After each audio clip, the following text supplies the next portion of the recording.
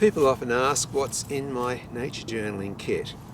There's no great secret, there's no gold tipped tools or anything like that, just the usual scribbly stuff that I use to scribble with, and maybe a few oddities.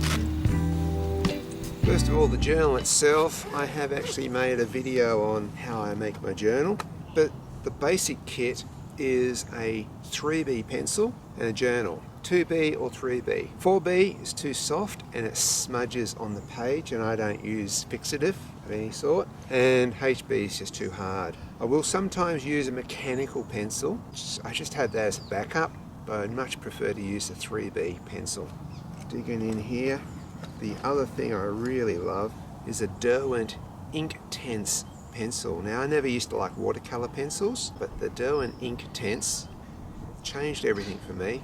It's just a really nice, intense, Inktense colour. So sometimes I might sketch something with the Derwent Inktense and then just add a little bit of water to it.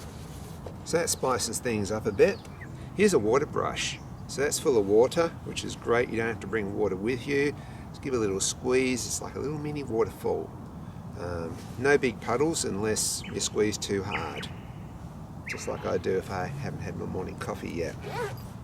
Now, I also have in the back here Peerless watercolours. Now, these are little bits of cardboard with watercolour on them, and I've cut them up, glued them together, and I slipped that in the back of my journal here, and to be honest, it's like a spare tyre. Well, I sometimes use it because I prefer to use these watercolours here. Just a little watercolour tin with more pans that make sense.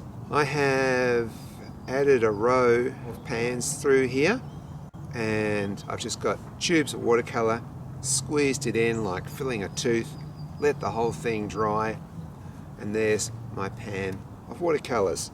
It's like carrying a little art studio with you wherever you go, and it never really argues about the rent, which is cool. And also, I use gouache. Shocking, I know. When I learnt watercolours back in the 70s, we never ever used any white. We used the paper to be the white. And it was many years later, I was talking to this guy who had actually done a bit of work with Bill Cooper, the watercolourist who did some of Australia's greatest wildlife art. And he used gouache. And I thought, well, good enough for Bill Cooper, good enough for me.